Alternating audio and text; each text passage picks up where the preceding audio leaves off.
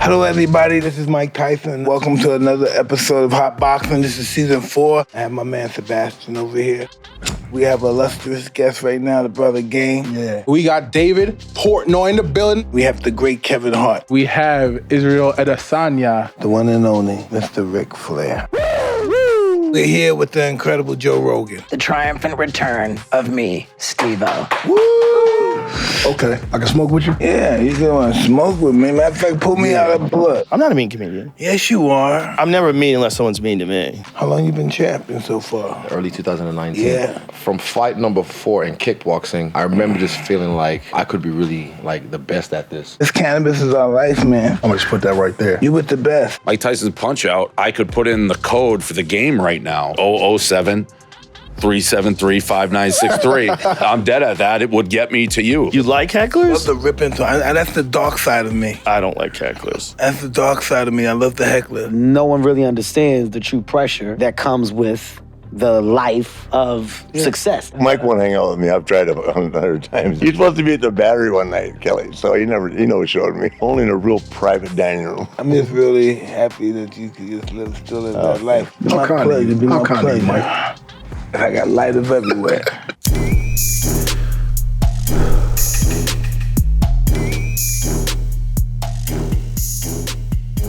To season 4, Hotboxin. What, man? All the blunts up. And Sebastian, to you, brother. Hey, I got water. I'm right here. You know what I mean? I ain't trying to get fired on my off day. You know what I mean? You let Tyson take you down. How you doing, man? I'm good, man. What do you mean how I'm doing? I'm doing great. It's Sebastian. You're my man. guy. What you think about this nigga? He got all this money that came Bruh. out of nowhere and just blew the fuck up Bruh. and shit. Yo, this man, I turn on Netflix, I see this man everywhere. It's a good thing. It's an amazing thing. It's a good thing. I'm a hard worker, man. I see. Hard worker. Blood, sweat, and tears into this craft. Very, very fortunate to have seen the things that I've seen and to still be here. This 15 minutes of fame has lasted for quite some time. No one really understands the true pressure that comes with the life Being of success. And I'm not talking about, so many people think it's just fame, right? Let's take the fame part out of it. All right, fuck the fame, fuck the attention. It's the expectation and want to consistently be where you are. That's the biggest piece of pressure. Biggest piece of pressure comes with, oh, fuck, I got here. Oh, shit, I tasted this. Oh, wow, I like this. I want to stay up here. Now, I don't want to leave here. I want to stay All right, here. that's the biggest mind fuck because what does that do to the person? So now that you're here, well, now you're working to stay here, but now your dips and valleys, well, the biggest effect is on you. People don't know what that does to the person. What does that do to that person's psyche? So when you look at a lot of people in those positions and those fucking dips and those mind-blowing moments of what seems to be breakdowns, it's not. It's dealing with life in ways that you didn't know it would be after a certain You time. never knew it would exist that way. Never knew. It's real. The hardest thing to tell somebody that succeeds is that, yo, this is gonna change. Get the fuck out of here. Yeah. I'm the shit. I'm what? You what? No, See the right. money I got? It's coming. Get the fuck out of here. No, hey, be patient. Save your money. Nobody wants to hear that shit when they flying because you don't think that flight is going to end. The reality of a flight and plane leveling out, well, that only comes in some of the most unexpected times and moments where people have to sit in that and process it differently. Yeah. So that within itself is a talent. Yeah. To process that shit is a talent. To be able to go, oh, okay. Oh, this is different. Oh, this can be life as I now should know it. Or do I got to dig deeper? Do I got to figure it out again? Oh, wow. I gotta rework and I got to get to another area of success to find that same joy that I had when I was at this level of success. Oh, I got to open up different doors. Oh, I can't just be satisfied with this one door and not because of the fame that came with it. I need other outlets so I can feel creative, so I can feel productive, so I can feel efficient. What energy, what do you want those people to give you? It seems like you want them to give you something. I don't need anything from people. I need something from myself of knowing that I'm still applying myself. People can't give me nothing because I feel like you've given me the bonus of a start, middle. I don't want to say end because I'm not done, but without the support, you don't get to these stages. So from people, I can't ask for anything else. You don't need to give me anything else. At this point, I have to get things for myself because I still have to get excited about what I do. Yeah. I still got to find new things to create. I still got to find new things to fucking get up and get out the bed with. Yeah. I still got to find a reason to go, I love my job. Yeah. When you look up 20 years, you're doing the same thing, anybody will get jaded. Yeah. Anybody will fucking get tired. Facts. So how do I not get tired? Yeah. All right, well, that's you sitting down with yourself and your mind and your fucking bubble with nobody else around saying, well, what else can I do? Yeah. That's when the world of doors should open up. So, you know, when I look at my career, when you look at business, you look at stand-up comedy, you look at acting, you look at writing, producing, you know, these aren't things that I created.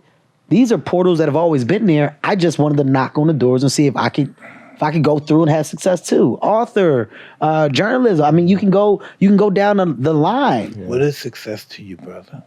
Success to me is making the dream that most don't think is achievable realistic. Success is amplifying that young black kid that has no idea what grass in front of a house looks like or behind the house, what an airplane looks like, what another country looks like, to understand that there's a time in everyone's life when they will be able to go fulfill the dream to travel, the dream to be successful, the dream to apply yourself, educate, whatever. There is a lack of understanding that we can go get what we want, right? And it's a real thing of, I wish I could. Not saying that everybody's opportunities are the same, but we got examples of people who did go and get it out the mud. Those examples should mean more. So for me, if and when said goals are achieved, little black boy, little black girl that comes and lived in the same environment, that was used to the same things that I was used to, well, that ambition to get up, go to school, listen, apply, it kind of changes, right? Yeah. So that's what drives. What drives is when you go back to Philadelphia, and I go meet some kids and they shake my hand and I'm real. I'm no longer fiction. You're real. Yeah. You know? So I can remember those hands that I shook when things started to change for me, and I was so fucking blown away that the person was real, because you don't believe it. Say what you want. I never saw Michael Jackson in person. I never shook Michael's hand. I never got to see Michael talk as a regular person. So Michael Jackson is still Michael Jackson. Yeah. Here not. He's still, oh my God. Yeah. That's But right. think about the people that got to be in that room with Mike and talk. Think about the people that actually had access to Michael Jordan. And they just like us, Michael fucking Jackson. That's absolutely. But your grasp of success and the want behind it changes when you can go, the motherfucker's real. Yeah. Like, I'm Kevin Hart doing? here, and How you doing? I'm Shaking sitting your hand next to Mike Tyson. Yeah, that's facts. Mike Tyson is fucking real. You get to shake his hand. Yeah. I shook his hand. I talked to Mike. And Mike goes through all of his ups and downs in life, but you go, he's real.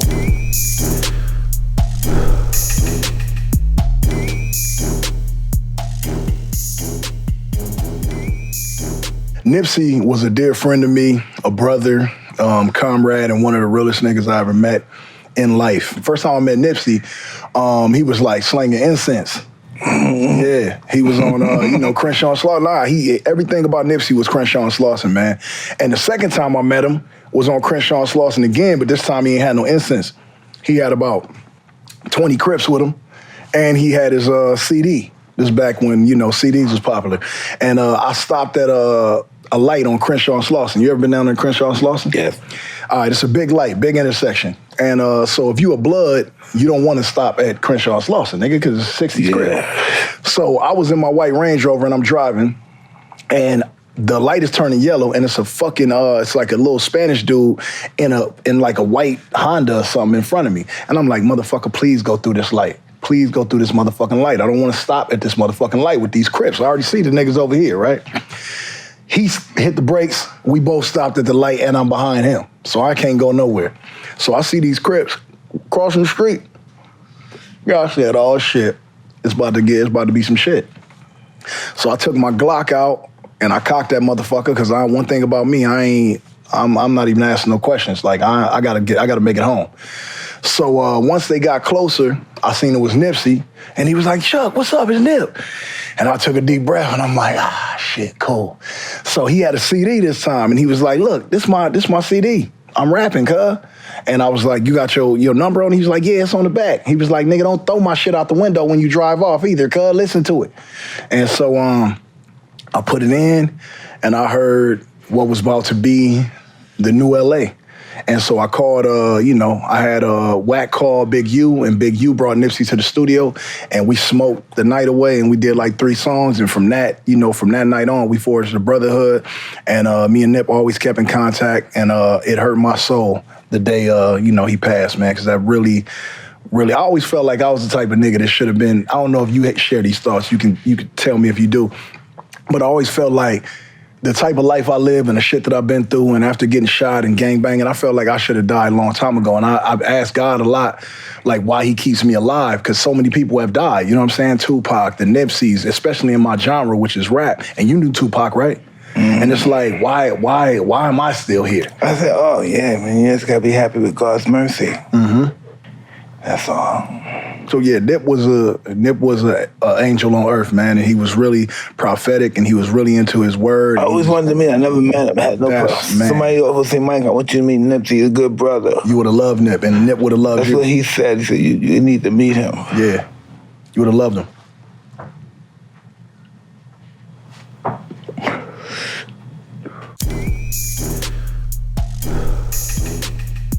Our next partner has a product I use literally every day. I started taking AG1 because I hated taking pills and vitamins and wanted a supplement that actually tastes great. It doesn't taste fucking super healthy or anything, but it's got a mild feeling when it goes down. I look forward to taking it every morning. It has really a tropical taste. So what's this stuff?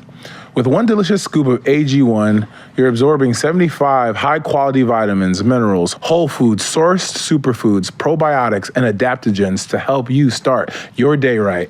This special blend of ingredients supports your gut health, your nervous system, your immune system, your energy, recovery, focus, and aging. What do you think about that? I think it's lifestyle friendly and something I would like to participate in, and people who I love to participate with me, yeah. No matter if you eat vegan, paleo, dairy-free, gluten-free. It costs less than $3 a day. You're investing in your health, and it's cheaper than your cold brew habit. Oh, that's some cold shit. You know, usually, every time I wake up, I gotta take like 6 pills, right? And by the end of the week or by the end of 2 weeks, I gotta go restock on them. Like, they get really expensive. How do you feel about that? Well, it sounds like AG1 is a great alternative for you, though. You're right. For every purchase, we donate to the organization helping to get nutritional food to kids in need, including No Kid Hungry here in the U.S. Right now, it's time to reclaim your health and arm your immune system with convenient daily nutrition. It's just 1 scoop in a cup of water every day. That's it. No need for a million different pills and supplements to look out for your health. To make it easy, Athletic Green is going to give you a free year supply of immune-supporting vitamin D and 5 free traveling packs, too. With your first purchase, all you have to do is visit athleticgreens.com/hotboxing. Again, that's athleticgreens.com/hotboxing to take ownership over your health and pick up the ultimate daily nutritional insurance.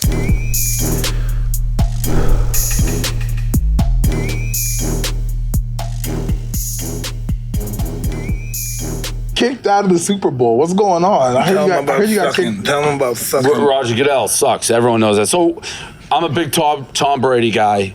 When Tom Brady got suspended for Deflategate, myself, 3 other guys, you're an NFL guy, right? Yeah. That's bullshit what he got suspended for. Bullshit. Like 10 quarterbacks have talked about fucking Everything with the he gets fucked over about is bullshit. You big time. All right. Deflating football, whatever. Okay, continue. So myself, 3 other guys handcuffed ourselves to each other in NFL headquarters, demanding to talk to Goodell, and we went to jail. We spent the night in jail.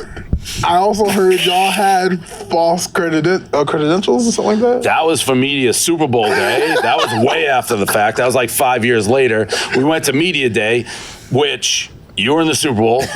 You can dress as a trash can. Media day is a circus. Mm-hmm. Anybody can go to media day. Well, they won't let us in, so we snuck in. Okay. Got kicked out. Then I went to the Super Bowl. and NFL security dragged me out in handcuffs. And Why? Come on. Yeah. And you wore You in these fucking handcuffs. I'm just confused. So you were legit sitting down in the Super Bowl watching it. Halftime, Super Bowl, paid for my seats. And they came up. You paid for the seats? Yeah, paid for the seats. And it was in Atlanta, and there's something going on. Or it was like a time when terrorism was top of mind, so there was heavy security at the Super Bowl. Yeah. And I remember the NFL security is who kicked me out. And when Atlanta cops realized who it was, they were mad. They're like, why are we wasting our time with this guy? But yeah, they put me in jail. It was my biggest bet at the time. I had $250,000 on the Patriots to win the Super Bowl, and I had no idea what was happening. I could only hear the crowd noise. That's fucked up, man. You bet it against us? Yeah, well, I'm a Patriot fan. Were you on the team then? Yeah. Yeah. I was a rookie. Yeah, that Belichick got in your kitchen, shut you guys down. Oh, they lost, huh? Yeah. Low scoring game. Yeah, low score, all defense. Yeah, very low scoring. Yeah. Gronk had that amazing catch. I didn't see it in real time, but yeah. Oh yeah, because you were getting arrested. Yeah, I was in jail. You getting a check, he's getting arrested. Yeah. Well, I was gonna say, so I also read something about you winning this bid Goodell, to be able to so watch. this rivalry with Goodell has gone on, and like I was screaming, like I was yelling Hitler at him at a court trial. I've tried to I just want to be face to face with the dude. So during COVID, they had a charity, and it was you could bid to watch Monday Night Football with Goodell in his basement. So it's like fuck. I'll win this auction. So I won it. I paid $250,000 to sit with him. And then the NFL, I got an email saying we reviewed your file and you're not allowed to do it. So you don't win the auction. My file is simply I got arrested at NFL headquarters. I'm not like some arch villain running around. That's all I've been arrested for. So yeah, they didn't give the money to anybody, by the way. Goodell. There's a video going viral of him wiping a booger on a girl, but I don't want to say that. It's going viral right now. Time out. All right. All this said and done, you had that moment with Goodell. You're watching this game. No, they didn't let me. No, I know. Make believe. Yeah. This is a scenario. Wait, Mike is fucking kid. He's dirty. I told you. I told you. I don't make stuff up. Watch. Wiped it right on this girl. And she's got one leg, by the way. Handicapped kid. It's a handicap. Dirty. I What's can't his say name again? anything. Roger He's my Goodell. boss. Roger Goodell. That's some dirty shit, man. Cut that. Send that out. I can't say nothing. He's my boss. Yeah, hey, anybody send that out. But I will say this. Okay, so this is your moment. Can you believe that shit? Yeah, it's nasties. That says everything you need to know about the guy. Is that really come on, that shit is just unbelievable. Look, let's go back. Is that really Yeah, I could watch that on repeat. This that booty that this guy he said he wiped a booger on somebody. Yeah, people like, you're probably bullshit. No, it's right there, black and white. And she's handicapped. One leg, by the way, this girl. Look. Yeah, and wiped it right on her. Dirty motherfucker. I have no comment. But let's pretend, let's have the scenario right here. Mike is Roger. Yep. You're you. You're able to watch this game. What was the first thing you'd say to him? I was going to ask him a million questions about Deflategate. Because I have. Does he know who you are? Oh, he fucking knows who I am. He may not, he's been asked about directly, but there's so many things on Deflategate, like how it started, like the football that was in, like, these are deep Patriot questions, but, Mike Kensel, who I chased out a media day, the football was never turned in. They knew about the deflating stuff before the game. They didn't mention it. There's a million lies. They said you didn't need the phone. There's a million. They're like deep Patriot questions. By the way, Goodell could have played the whole thing off and have some self-awareness and it would have been done. If he's just like laughed at himself for a second. But I mean, we sell these shirts. They're aqua blue, Goodell clown nose. Sean Payton's worn it. Matt Patricia wore it off the plane. He got in trouble. So he's very much aware. When people want to make fun. That booger, man. You got to put him putting the booger on society. That's the main news. I agree with it. Man, that's all you need to know. That's some bullshit. I feel like Mike was a pretty bad dude in his day. Never seen him wiping boogers on a girl with one leg before. One leg, though. No, the girl had one leg. I didn't one leg. I low-key, I'm still not going to make any judgments. I'm not making any judgments or comments, Roger, so don't be...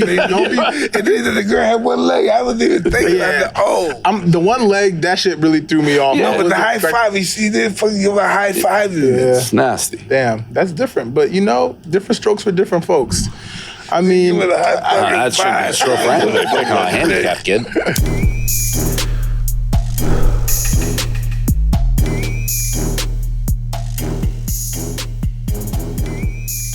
Let's talk about this tweet. This tweet. Yes, by Hazmat. Oh, Khamzat. Yeah, that's right. Khamzat. Kumquat. No, Hamza. Kumquat? Damn. Yeah. I think Kobe called him cum shot. I never said it. Kobe. Oh. Kobe did, not me. I would never say such a thing. Why would I? I'm such a nice guy. So he tweeted at you and said, at Stylebender, easy Monday for me. 0 wrestling, 1 round, I'm gonna kill him. Yeah, I remember someone said that to me at the post-fight press conference, and I was like, okay.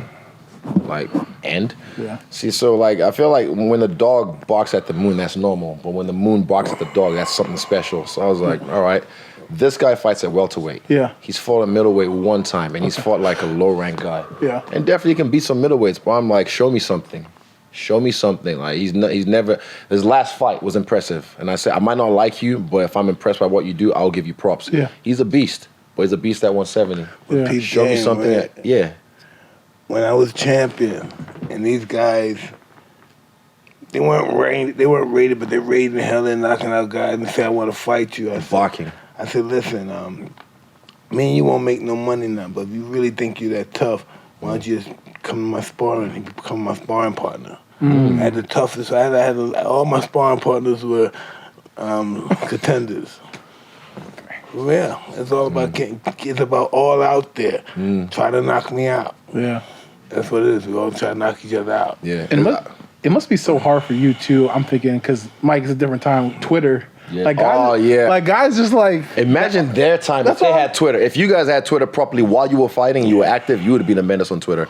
Yeah. You would have got banned off Twitter like 6 times. Oh, definitely, he definitely would have got it. I forgot about that. Guaranteed. Think about that, Mike, if you had Twitter, because like, Even Ali, if Ali had Twitter, imagine the shit he would be saying.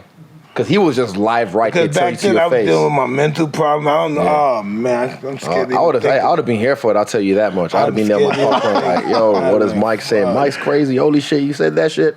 Wow, amazing. Fuck everybody. Yeah. No one loves me. Oh, man. Nah, but yeah, I like what you said. The same thing, because he's a guy like another guy, Sean Strickland. They talk a lot. And right now I'm lapping the division. I need some fresh blood. He's fresh blood, bro. I'm like, show me something. Listen. Yeah, show me something. I love what he's doing at 170, but This is what you show me need. something. You don't need fresh blood.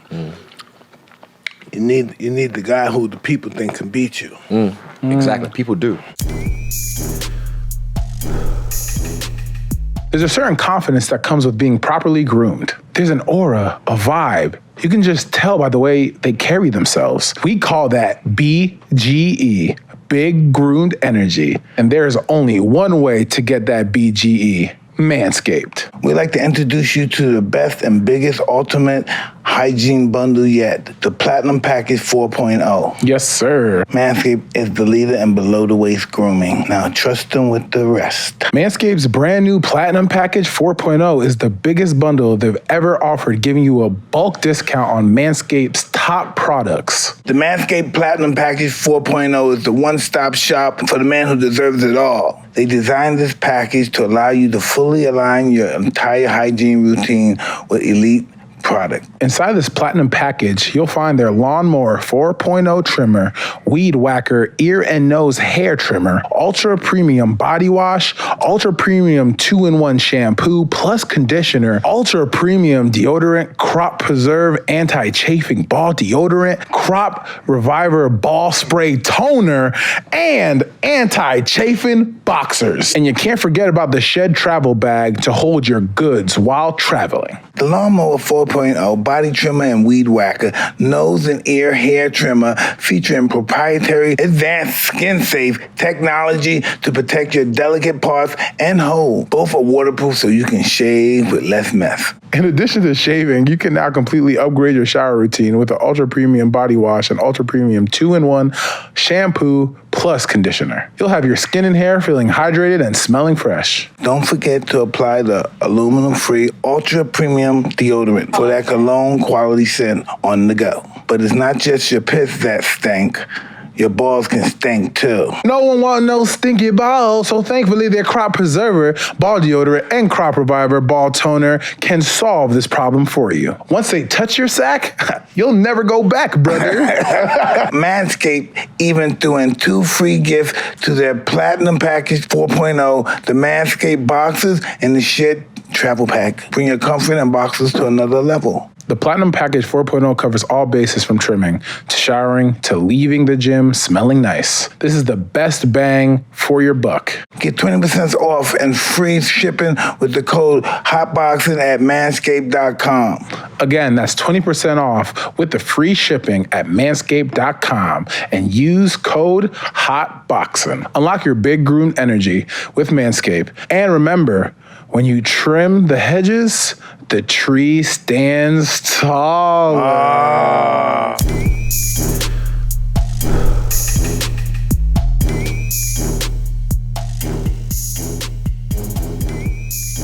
Do you know the story about the house that he had built to look like a UFO? Who? Jackie Gleason. Are you serious? Jackie Gleason was friends with Nixon. And Jackie Gleason and Nixon, legend has, they were drinking one night and Nixon says, "You want to see a UFO?" And he takes Jackie Gleason to some hangar where they have a crashed UFO. Yeah, I heard and he that shows too. it to him. It shows and him the alien too? Jackie Gleason gets a fucking house built in the shape of a UFO. It's in New York State. And it was for sale at one point in time. I can't believe I didn't know it was for sale until somebody bought it. So you believe in UFOs? You believe that the government's hiding stuff from us? Kinda? I don't disbelieve. don't I don't disbelieve. believe. I don't disbelieve it. I don't disbelieve, but I don't But believe. listen, I think it's possible. Can I give you my opinion? Yes, please. You know what I saw? Pick it up. Look at that house, though. That's his fucking house. He had his house made like the inside of a flying saucer. Yeah. Like it was a big circular house in the woods in New York State. That's it looks true. dope. Yeah, I mean, it's a wild looking house. And that was Jackie Gleason. I mean, he could, any fucking house he wanted, he could get. And he decided to make this. Yeah. And he said it was because that's what he saw when he went to visit Nixon, or so the legend has it. That's trippy as shit, the house is. Yeah. I just don't believe that I don't believe the universe just chose us to be the only one. Yeah. Look at these guys. They're so special. They're going to be the only one in existence.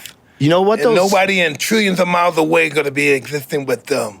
Trillions of miles. I mean, from the end of time, there's nobody's going to ever exist but us. We're going to handle all this space by ourselves.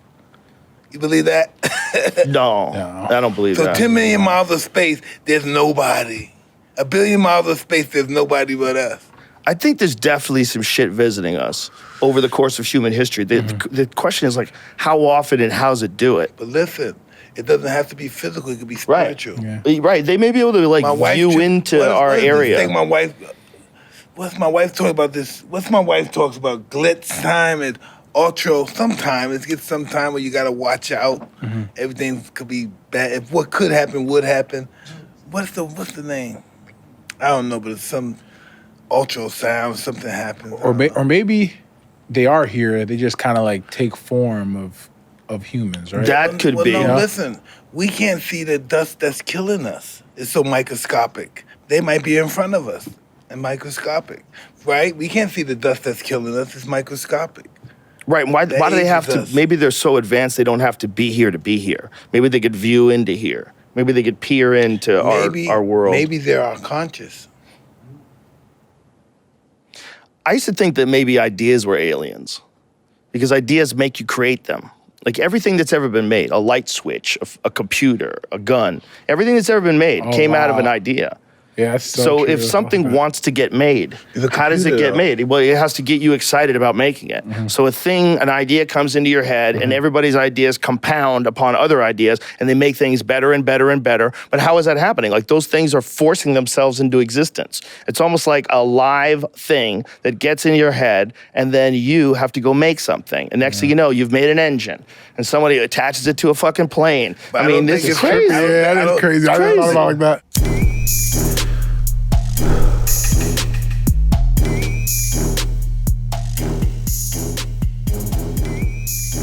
What do we call you?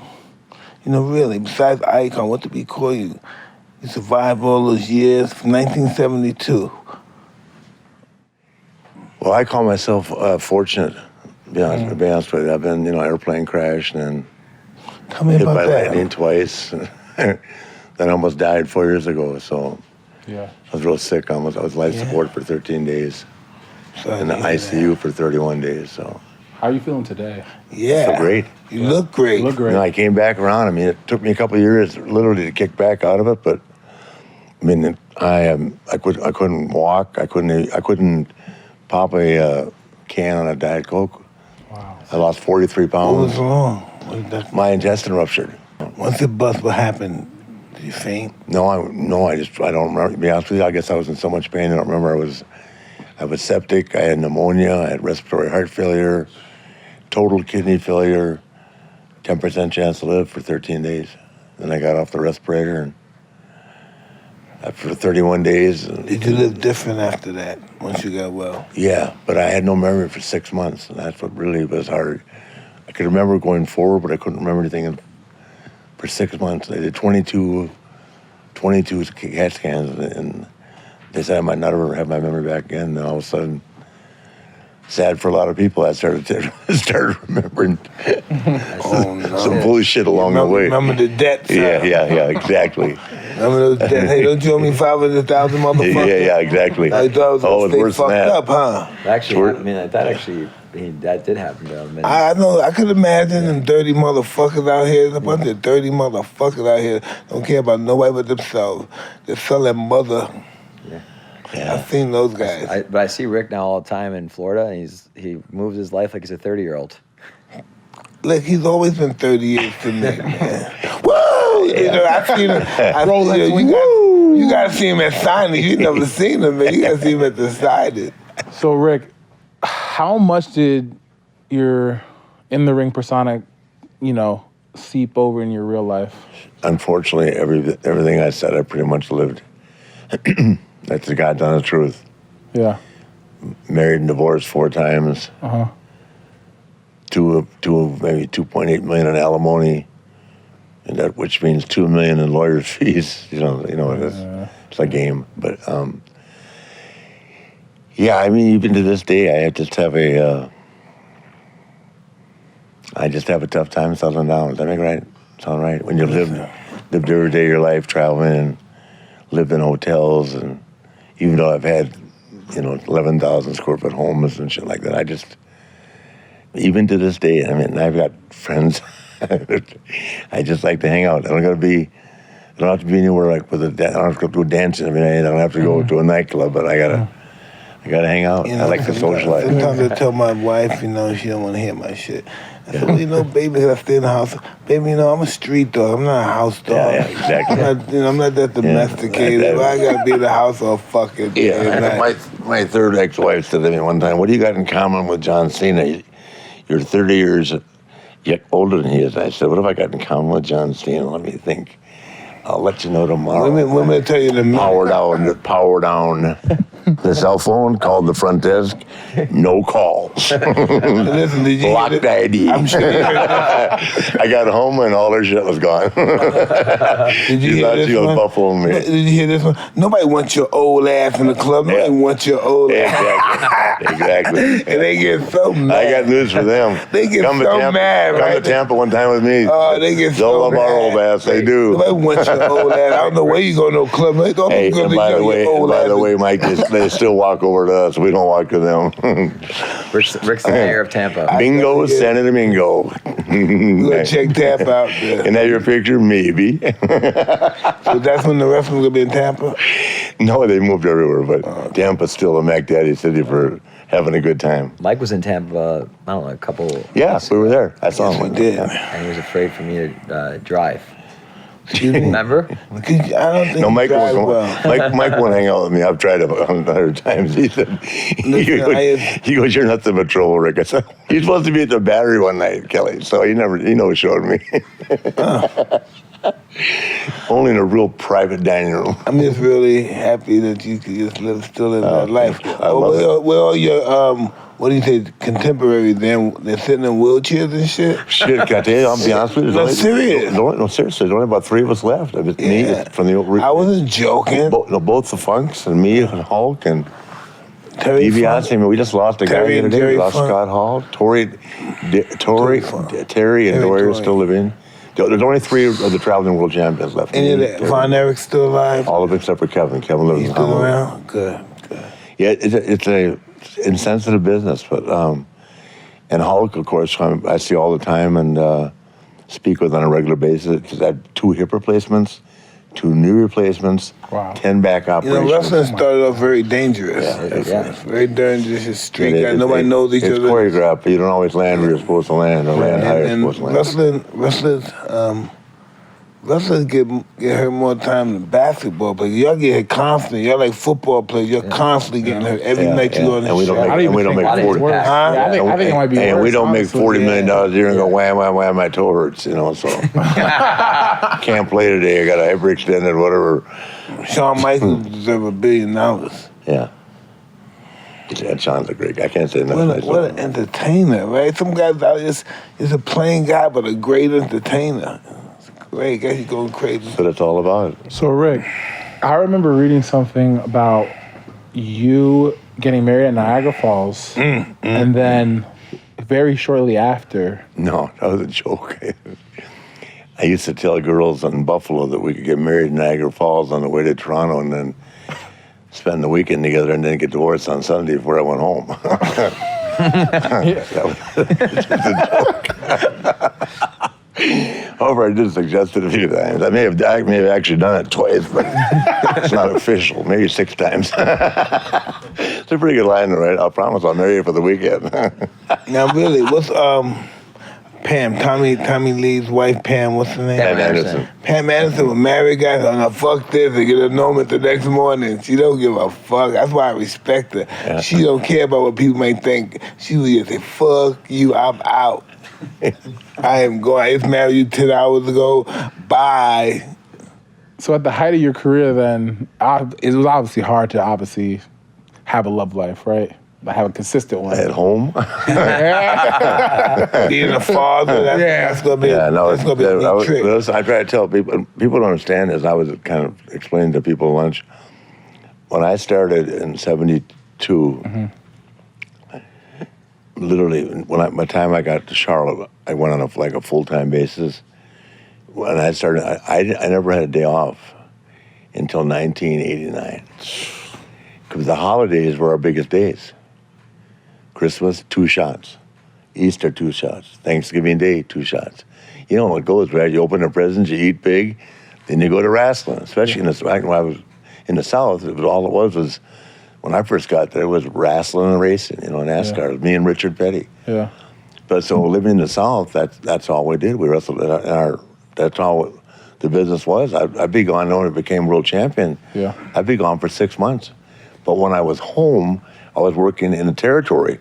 So just home at night a couple of times. So it was really hard, pretty hard on a marriage. It's hard on a marriage, but it's really hard on the kids. My older kids didn't see me at all, except in the summertime when they weren't in school, because their mother raised them in Minneapolis, and I was living in Charlotte. And then when they came to see me in the summer, I was working all the time. That just was a job, so.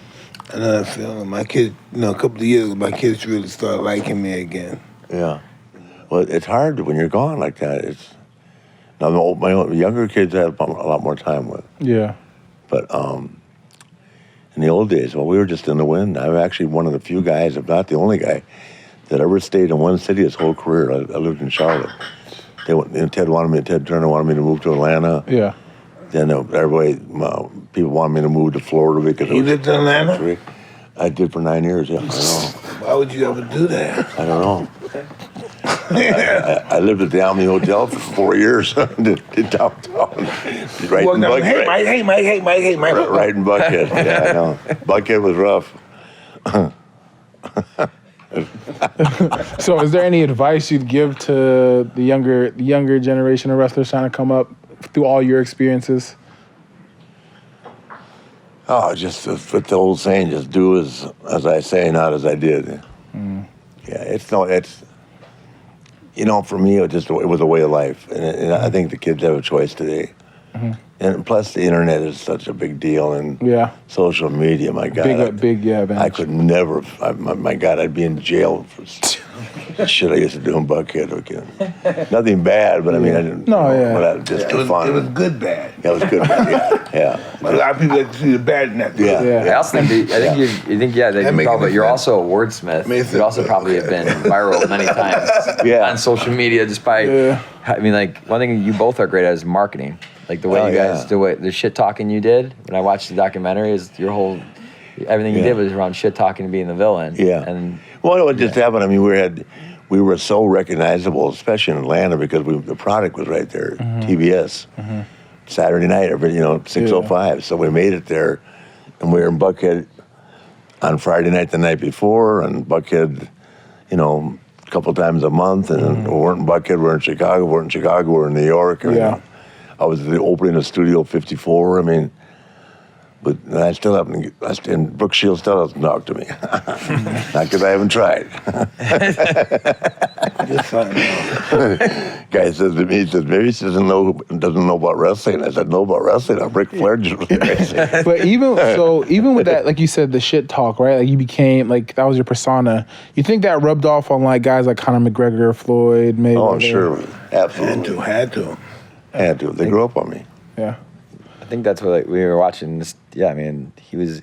I think even like with the World Wrestling, WCW and World Wrestling Entertainment, we were talking about this on lunch. But he created the actual first groups of the four horsemen, right? And then you had. Well, Hulk, we and then got and all these Mike and I and the horsemen got inducted all at the same time, 2012.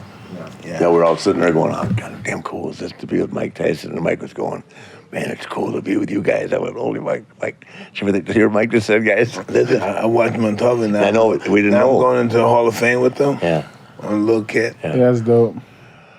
Yeah, that's when I told the story about my wife asking me if I was ever going to grow up. I said, "Why would I grow up?" I seen what it did to you. I seen what it did to mature? Not me.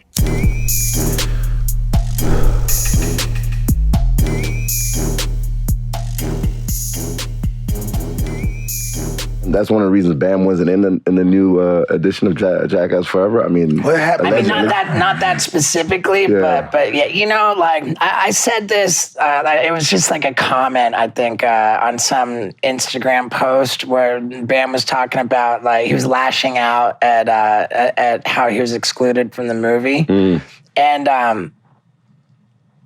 If I said it in a comment on Instagram, if I say it now, it's really how I feel. The way that Jackass treated Bam by making him take drug tests, by telling him that his contract required him to be sober for the movie. Pretty much broke his spirit, huh? It's not that. What it was that they fucking loved him. They cared about him. And it's the same exact people who organized an intervention which saved my life. These people, they fucking put their foot down. They said, like, what's happening has to fucking stop, and we're going to do what we can to make it stop. And for me, that meant they pulled an intervention. They locked me up in my first psych ward, the one I was in before I met Mike and one. Wow. And this is all I that was they in could two do. others before I met you too, motherfucker. Yeah. Don't try to out fucking psych ward me. Nigga here try to out psych ward me. You trying to out psych you? Not trying to out psych ward. No, definitely not. Where Johnny Knoxville used to call me, where were you hiding at? I would try to find you and I couldn't. That's when I knew it was bad when Johnny was calling me. Yeah. Like, that's when you know it's fucked up. Steve-O is lost. Like, where is he? And days and months. Yeah, I'm getting high. But do you remember some of the places you were at? When you get high, nothing exists but what's happening right there. Wow. Yeah, for sure. But that's the thing is that Bam had so many interventions. He was locked up in so many rehabs. And by the time we were making this Jackass movie, Jackass 4, like there was just nothing, they thought maybe if we try this, like you can be in the movie if you get healthy and stay sober. It's like the last fucking thing that they had to try. That don't work for everybody. And with the promise of millions of dollars and you're going to be in a movie, even still, like he just didn't have the power to stay sober and be healthy. And so it was the first time ever that Bam had any consequences. And it wasn't that they were trying to single him. Everybody would have loved to have him in the movie. It'd be better for the movie. Everybody would love that. So is Bam still alive? He's alive. He just got out of treatment. He just got out of treatment. I'm actually going to talk to him tonight. Stuff like this. Ryan Dunn didn't change you guys. I feel like you guys got more crazy after he passed away. Ryan Dunn was physically present at Bam's first intervention. So the idea that Bam had substance abuse issues because he lost Ryan Dunn isn't right. Like he had the issues already, but yeah, I think that. So is Bam playing the victim card? He has been. Yeah, absolutely. And I want Bam to acknowledge that what they did by kicking him out of Jackass was the same. It came from the same place, from the same people who saved my life by putting their foot down and forcing me into a psych ward. Wow. Nobody wanted. Everybody loves Bam and only wants him to be happy and healthy, and they put that in front of the movie. Fuck the movie, it's tough love, and that's all it was. I'm not athletic. I'm big and black. I can't play basketball. I'm Nigerian. Football's not my thing. But somehow I was just like, I'm good at this fighting shit, and I just felt like Jackie Chan whenever I fought. New Haven, Connecticut is the best pizza in the world. Sally's. Yeah. What? They got Sally's, they got Pepe's, they got Modern. Stop it. Yeah, but Brooklyn's got great pizza. For some pizza, guys. How do you keep yourself from not getting burnt out? Because you work your ass off. How you gonna get burnt up, motherfucker? Keep throwing money in your motherfucking face. I said to Dave Chappelle, I think my life might be in jeopardy because I've been saying horrible things about really scary gangster rappers. He says, you're Steve-O, man. You're Jackass. You got diplomatic immunity. Jackie Gleason and Nixon, they were drinking one night, and Nixon says, you want to see a UFO? And he shows it to him. It shows him the alien, too. Jackie Gleason gets a fucking house built in the shape of a UFO. Hey, baby, gonna make you move, gonna make you sweat, gonna make you groove. When he and I are together, it's bad, bad, bad, bad boys. They make us feel so good. Hey, Mike, I want them gloves right there. Just signing my boxing gloves, man. These are the gloves that Mike Tyson gave to his brother, Game. It's good, man. Just let me know. Hey, man. Oh, he got him. Hey, yo, Mike, chill. It's the time, motherfucker.